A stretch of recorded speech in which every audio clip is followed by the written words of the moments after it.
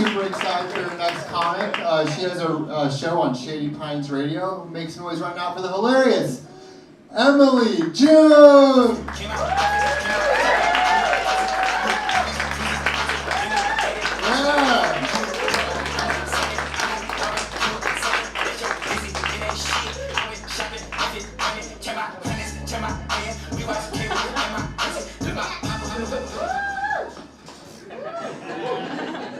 That's my stuff. Takes me back to my stripper days. You don't even know what I could do. We'll have a show and tell.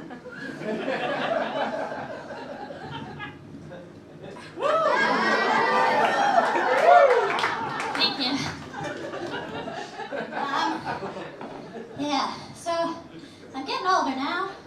It's not looking like I'm gonna have kids, which I'm totally cool with, but I did kind of stop taking birth control to kind of stack the deck in my favor.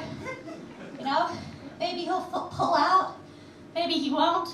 It's a wormhole of opportunity down there. You know, the guy says, don't worry, I'll pull out. I'm like, we'll see, you know. But you know, guys are actually really good at pulling out. I didn't realize that, you know what I mean? Just kidding, I don't want to be a mom. That's why I don't have a boyfriend. I'm getting older. And a lot of girls are good with getting older. There's like a lot of positivity. People are putting snail combs on their face. And, you know, and they're like, I'm gonna slay. But for me, I've got 2 torn ligaments in my knees. And, you know, so I can't get on them. And I have a pinched nerve in my neck now. So it's like when I go down on a fella, I have to like lay on my side. I just kind of like do this. I just like, oh, you like that? You like that? Oh, you want me to stop? So I'm just kind of giving like differently able blowjobs now. And I don't know how I feel about that. You know, lots happened to me. Like before the pandemic, man, I was a roller skating stripper. I did hot yoga twice a day. Oh man, I used to have abs and haters. It was awesome. It was awesome. You know what I mean? I would go to the gym, they say, what are your goals? I'm like, I want girls to be less nice to me. That's what I want. Back then, you know, there was a comic, she called me a slut, and I was like, oh God, I can't believe she called me a slut. And now I'm like, oh, I wish somebody would call me a slut again. That would be nice. But you know, the good thing about weight gain is I've got fuckable tits now. Which is great. Because, like, if I hook up with a dude on the first date, I feel a little snooty.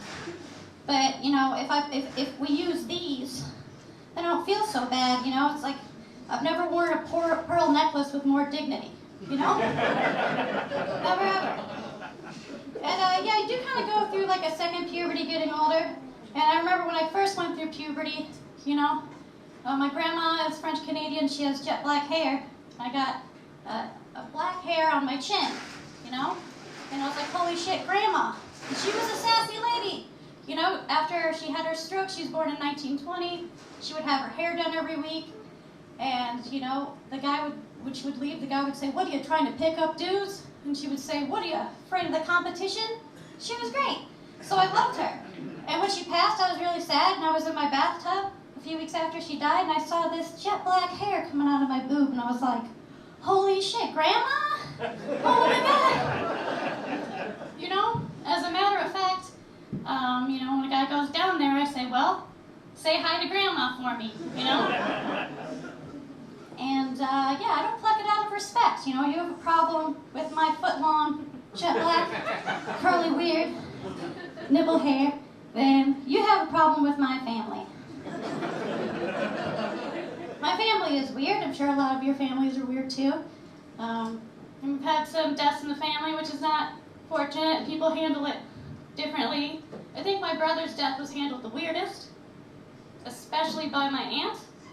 She took a bunch of his old clothes and sent it to a company. They sewed it into a teddy bear and put ashes inside it for close members of the family. Yeah, some weird Midwest white people shit. I don't. But anyway, it was on my door, and I don't know what to do with it. Like, it's not like I can re-gift it, you know? And I don't want to, you know, keep it on my bed, because if I have a fella over, I don't want anyone to come on my dead brother. Though, you know, he'd probably like it though, because, you know, he probably wouldn't mind at least because he was gay, you know. And I say was gay, like he's probably still gay. Like he's probably still gay just because he died, right? Like he's probably still up in heaven being gay, you know, being like a little gay angel, the gay angel, looking down on me, being a good sister, trying to keep him from getting cummed on. And, you know, I think I would have liked it, because in life he was a twink, and in death he gets to be a bear. Which is, you know, what it was attracted to. So I think that would be good. Yeah. So I've been single a while, which is good because you can't catch the right dick if you're holding on to the wrong one. You know? Yeah.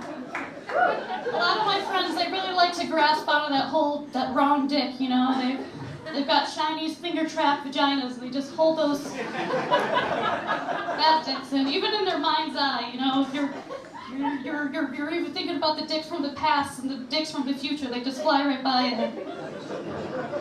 And yeah, I think the key is I think you need to accept dying alone. And I feel like this, you know, because honestly, once you accept dying alone, if you really do get to that place, you kind of become like Neo in the Matrix.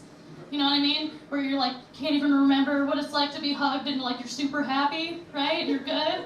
And then like, you know, somebody sees you all happy and they're like, you know what? Look at that girl all happy and shit. I'm gonna go fuck that up. I'm gonna fuck that right up. And that's normally what happens. To me. And then they disappear, and then 6 months later they circle back around, and they're like, you're like, oh, you're happy? Remember me? And the thing is, like, you kind of wanna give them a chance because they have a giant dick. And what guys don't realize is, like, girls don't like big dicks for pleasure. We like them to brag about to our friends. We go up there and we're just like, oh, dude, I never seen one in a while. It's a fucking Sasquatch of cock. It was like 2 Coke cans. I took the Mount Everest of dick. I didn't even know my butthole hurts, and we didn't even do butt stuff. It was amazing. You know, we just like, guys have pictures of fish. You know, we have scrapbook pictures of dicks just to like be like, if we could, we would just be like a picture with us and our big catch of the day. We're like, look at me, look what I took. We couldn't put that on our dating profile though, I don't think. Yeah, it is hard being alone though. Like somebody gave me one of those nice tender hugs at my last show with like the low back. You know, and someone I was attracted to, and I jerked off the next day. So keep that in mind that if you hug me, I might be saving it for later. Yeah.